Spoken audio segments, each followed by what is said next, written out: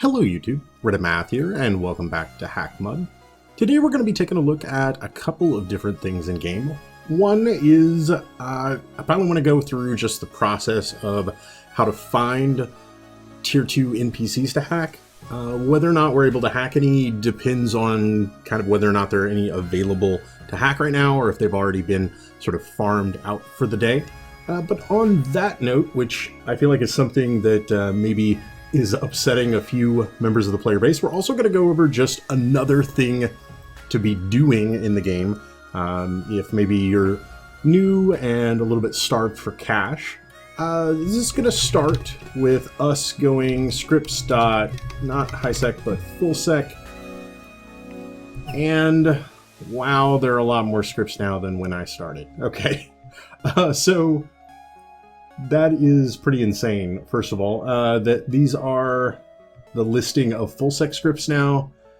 It kind of blows my mind how much the player base has been creating just a week after launch. But we're looking for a very specific script, and that script is right here. Now, this is created by a player by the name of DTR, and this DTR.HauntyMall is the name of the script. We know that this is a full sec script, so feel pretty safe in running it, right? That it's not going to be able to steal anything for us. Any of these scripts we expect to be relatively safe. Most of these are, there's an awful lot of tier 1 NPC like finders and crackers, probably as you would kind of expect there to be. So let's go ahead and DTR.HauntyMall. Now, what this is a player-created game. DTR has been in Hackmud since the beta. He's amassed a small fortune and is willing to give back some to the community, not only in the scripts that he's created, but also in this Haunty Mall game. Now, if you're not familiar with this thought experiment, Haunty Mall is a play on the Monty Hall mathematical experiment's the wrong word for it, but I suppose it is a thought experiment in certain terms. So within Haunty Mall, I kind of want to talk both about what it actually is in Hackmud as well as the actual Monty Hall experiment. So what we see before us are 3 sliding doors. Behind 2 are ghosts, and behind 1 is, we'll say, a bag filled with 1.5 million GC. We get to start off by picking a door to open. So what we want to do is run a door 1, and what that's going to give us is, before you could open it, door 3 opens, revealing a ghost. Don't panic. If you move slowly, it won't see you. Do you want to stay with door 1 or do you want to switch to door 2? You can answer with choice. So what we're going to do here is choice for switch.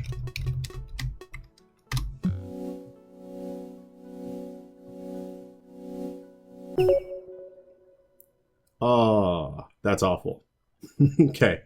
Well, unfortunately, we lost. And the way that this script is set up, it then sends a message to DTR letting us know that I just lost at Haunty Mall.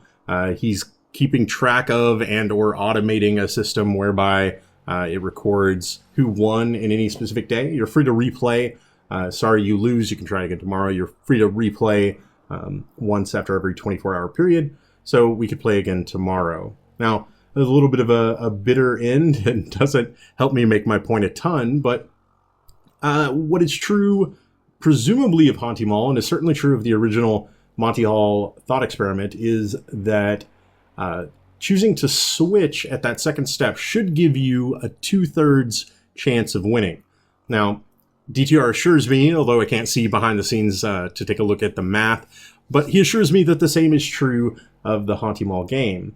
And the beautiful thing about the Monty Hall experiment is just how counterintuitive it all is, right? That the idea at this second stage that you are making a choice between picking door number 1 or door number 2, and therefore your odds must be 50-50, seems like the most obvious thing on the face of the planet.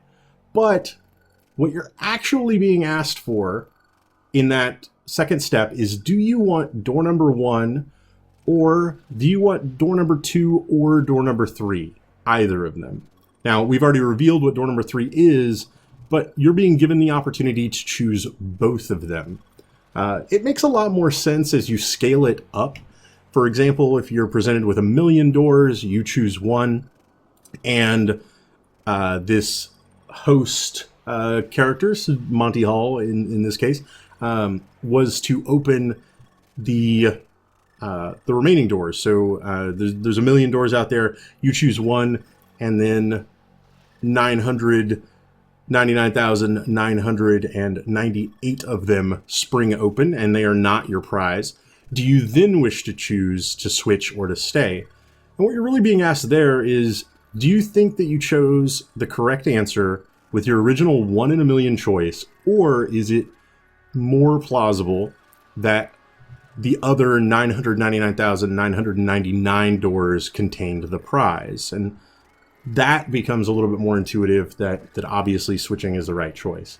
Now, in this case, 2/3 does not mean 100%, and we still lost out, but you can always visit the Haunty Mall if you're having maybe a little bit of trouble finding NPCs to hack, and that can be an easy path towards 1.5 million GC to sort of get you started. It's going to get you past your stage 1 initialization, and so you can start equipping upgrades, all of that sort of beautiful stuff. But for now, we're going to go ahead and move on. The next thing I want to do is check out scripts.midsec, which is going to give us a listing of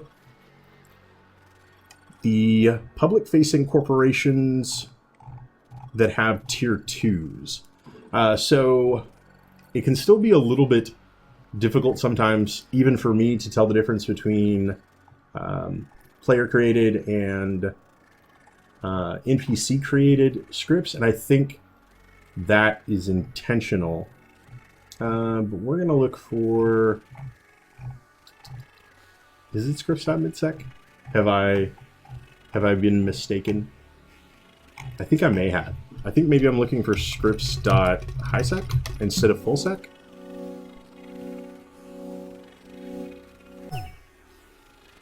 That looks a little bit better. Okay, so for example, blackcore.member_access, cyberdyne.member_access. I don't actually remember C-Tech Gas. We shall see about them. I know Suborbital Airlines is one of them. I know Bunnybat Hut is one of them. Let's go with Bunnybat Hut. We're going to say this is going to be the tier 2 corporation that we're going to go hacking after. And I've got some stuff left over in my scratch that I can go ahead and clear out. Now, if you start out here and you go bunnybathut.members, so there's all the autofill from like previous days, because it does rotate. It does not remain the same every single day. If we try to access this, we're going to find out that we need a username. I'll spoil it. We're going to need a username.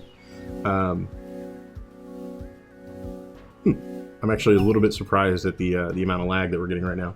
So, Bunnybat Hut member panel. Enter your username to continue. Are your kids begging for a pet that's adorable, magical, easy to train, and never ever defecates? Bring them in to meet their brand new Bunnybat. Available in 14 colors and with customized monogramming. So, a genetically engineered pet, the Bunnybat.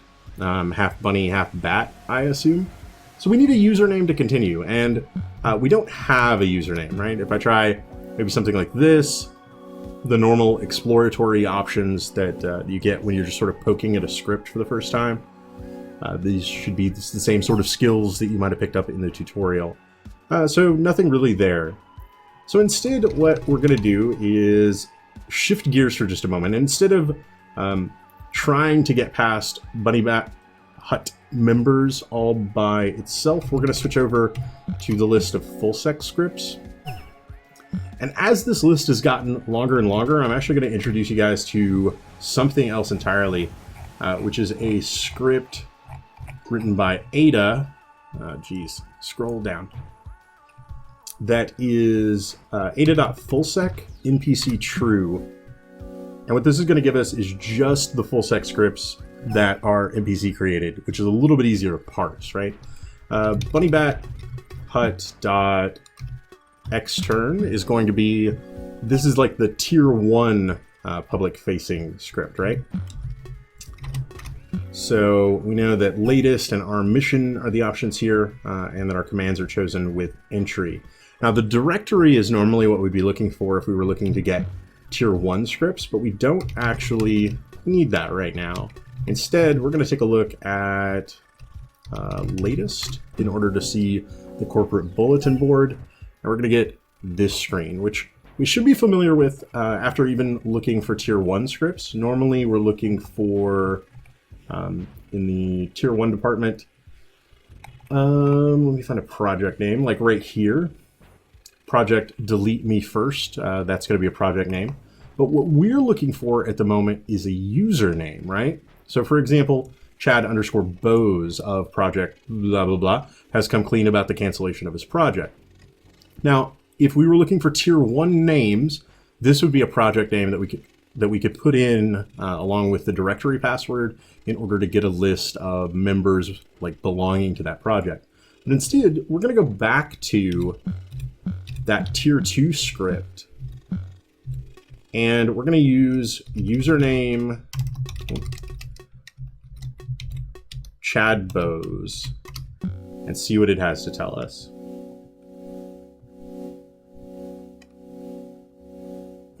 Seems like it's just the tier 2 script that's running really slowly. That's interesting. All right, so that's going to be the first like step of the puzzle of getting into the tier 2 area, is actually to visit the publicly available l0ck script that you would be getting tier 1 NPC locations out of, and use that to get a username, revisit the members area with that username, and you're going to get a menu like this. Now within here, we've got a number of options. I'll just run through those really quick. We don't actually need to go to all of these, and it's pretty fast once you know what you're actually doing. But it feels like there's a lot of red herrings in here, and or maybe just a little bit of speculation, but maybe these are the path to getting tier 3 scripts, and I'm just oblivious to those for the time being. So the first thing we're going to check out is the account. Now this, I assume, is Chad Bose's account information. He's a customer since 2056. He's ordered 31 times from Bunny Bat. His account confidence image, you know, the little, like, don't log in if we don't provide you with the little shruggy man. And last login locks 0. Huh. I don't really know what that would signify, or if that changes at all for different usernames.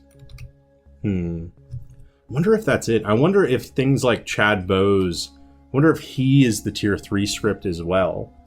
And finding his location is somehow a step along the path there.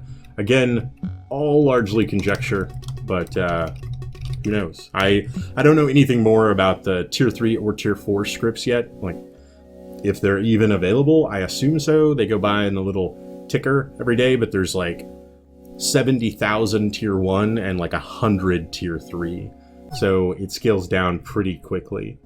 So from the settings menu, excuse me, apparently I'm still going through puberty a little bit there. From the settings menu, we're able to set Chad Bose's delivery settings. So it'll cycle through a number of options. Again, this feels like there's something there, but I don't quite understand what it is yet. And I feel like there are maybe deeper secrets to be had that I just don't know about yet. So for example, it started on standard, although kind of glitchy. We've changed it to same day, and if we change it again, I think it'll rotate to a 2-day delivery, perhaps.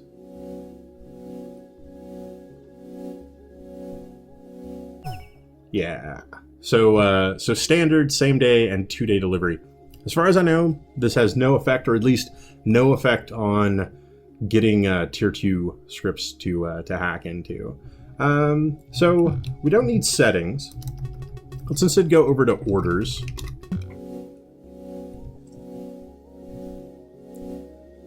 And within the orders menu for Chad Bose,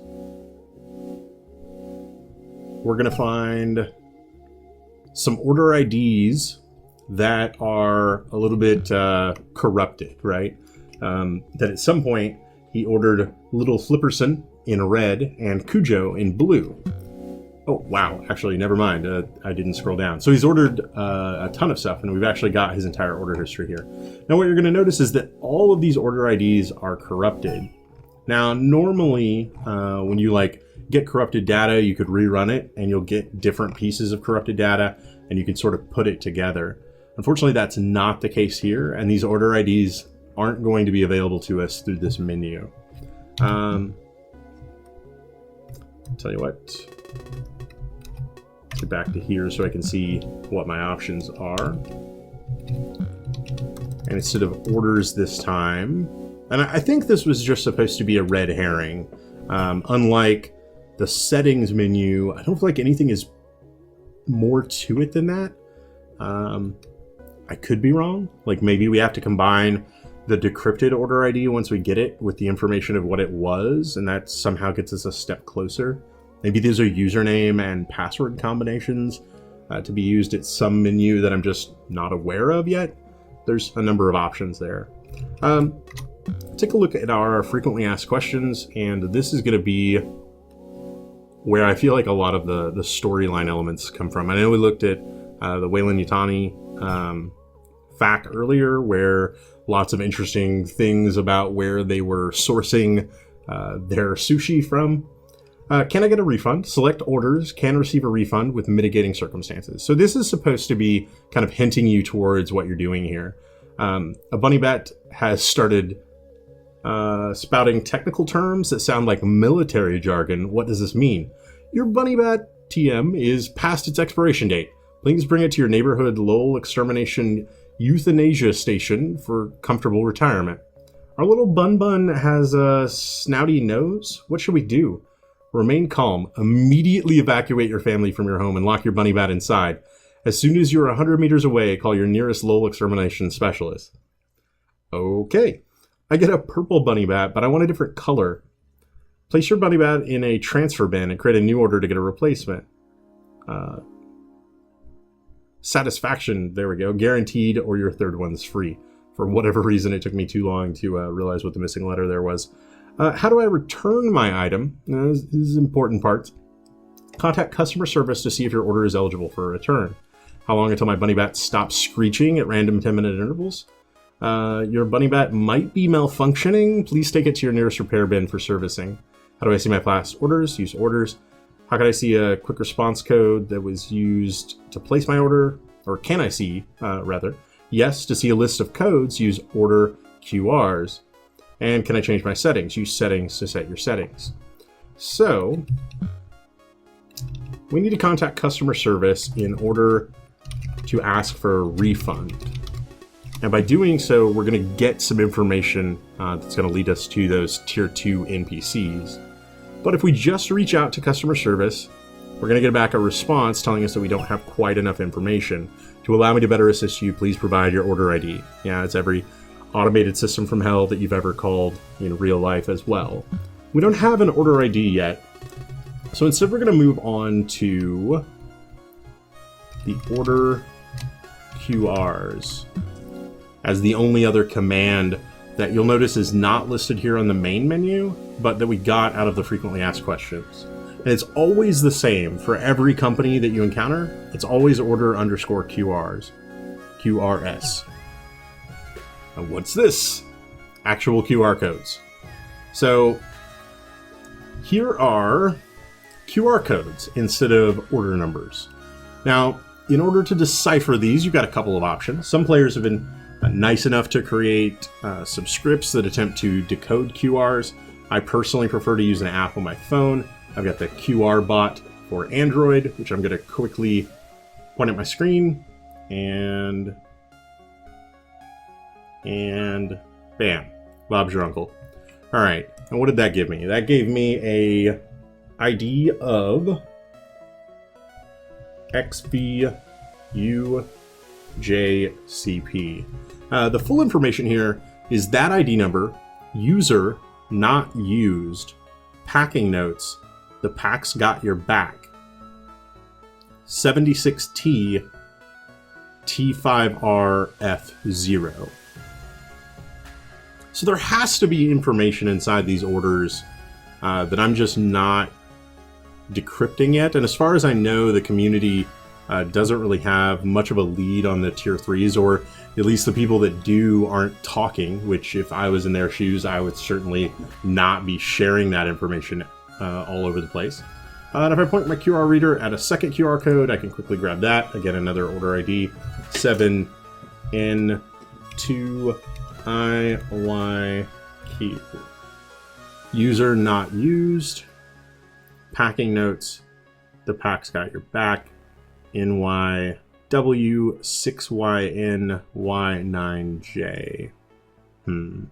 Again, all I know for now is I need me some of those order numbers.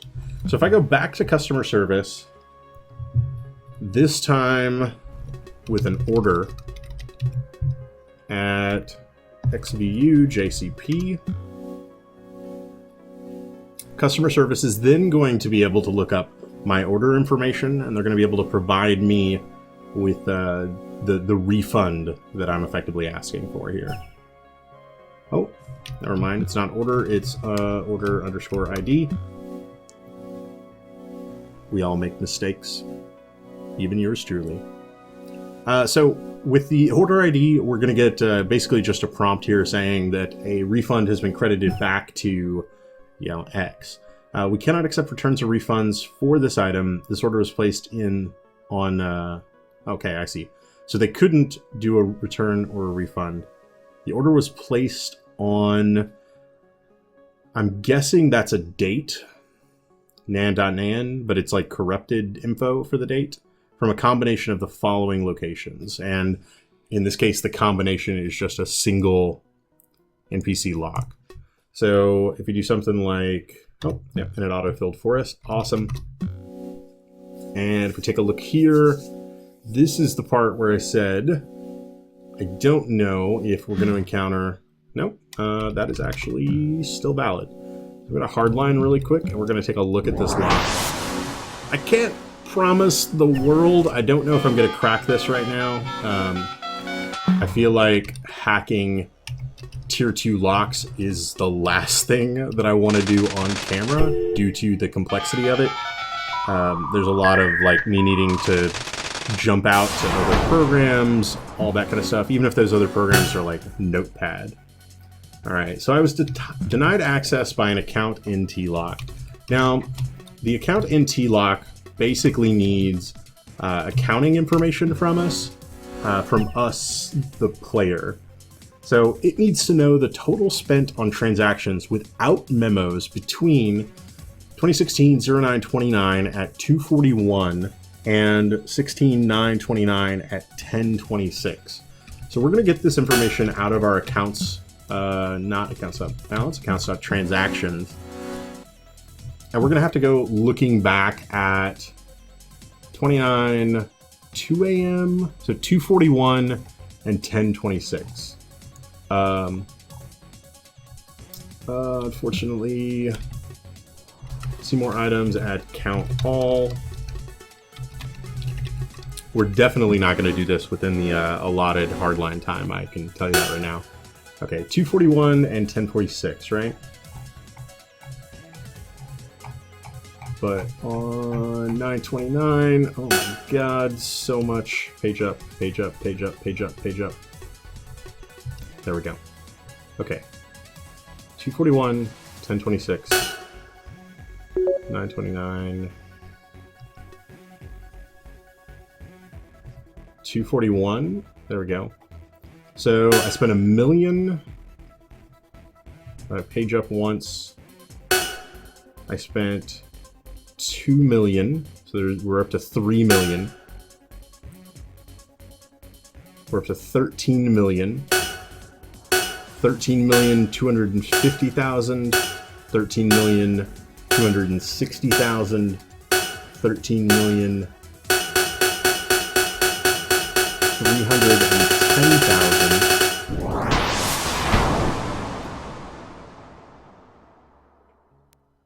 13,310,000, right? 13,310. 310,000 GC. I know that's not a valid thing, but it's going to then keep it in my command. Some people have asked, by the way, you can up and down. This is a fairly, I don't blame people for not knowing, but this is fairly common within any sort of console that you're able to up and down through your previously typed information. So I think that is the answer, in which case it should be written 13,310,000 GC. I'll throw a 0 in for good measure right there. We're of course not hardlined, but it will get it in our previously written commands, and we'll try that again right now. And if that works, awesome. If it doesn't, as I suspect, there might be additional locks behind it. The tier 2 locks, as far as I can tell, will have anywhere from 1 to 3 tier 2 locks. We might wrap up the video here as I just continue to explore the locks behind it afterwards. But we'll go with that for now. Is that not the correct answer? 241. Total spent 13,310,000. This is why doing this on camera seemed like such a terrible idea. All right, let's go back here. Again, 1026. The last one is the 50,000 here. Well, let's try adding them up in the other direction. So 50,000, 60,000, 310,000. Oh, oops. 50, 60, 310. And again, I'm the sender all through time, so it's the amount spent. I'm just buying a bunch of stuff here, really. And then after the 310,000, so that should be accurate. Unless it's not inclusive, like between, literally means between in this instance. Oops, in which case it would be without the 50. So I'm gonna try that one time. That doesn't work. Okay, fair enough. Let's get back up to the 29th. This is why, like, I prefer to kind of do this with a notepad, which just isn't going to be very fun for me to be recording. Okay, so 50, 60, 310, 10 million, 12 million, 13 million.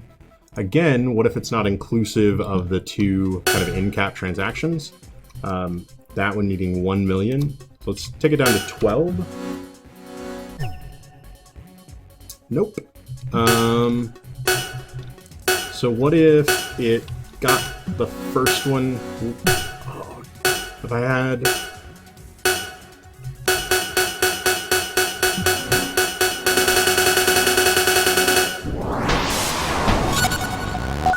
Got it. All right. I had typoed an additional 0 into there at some stage, so that was my bad. But what you'll notice here is that it was the last transaction was still needed because it was 310, but the first transaction that occurred at 241 was not. And there is, according to Sean, the creator of the game, there's some intentional ambiguity there, which keeps that from being maybe as easily scripted as it would otherwise be. You need to try a number of different options. But what we did eventually get there is the lock unlocked at the very final second. Connection terminated, received 10 million GC from that location. As you can see, tier 2 locks offer you an exponential growth up from tier 1 locks, which were giving us usually anywhere between about 50 and 200,000 GC at every, between 50,000 rather, and 200,000 at every successful cracking. So there are harder locks than that. It's certainly the tier 2 NPCs that have 3 locks on them are, objectively harder just because there are 3 of them instead of 1. But that gives you a taste of what some of the different tier 2 locks might look like and what some of that hacking experience is. Specifically, the parts of going through and getting your QR codes so that you can get order numbers, and then inputting those and beginning to crack them very similarly to the way that you handled tier 1 locks. They're just going to get more complex in what they're asking for. Instead of just give me some random colors, we're going to be asking for more precise details. All right, guys, that's going to do it for this episode, and I hope you enjoyed the information within it. If you did, feel free to subscribe. There's still lots more on the channel. Leave a like or a comment if you have anything to say about this or any of my other videos, and I will catch you guys next time.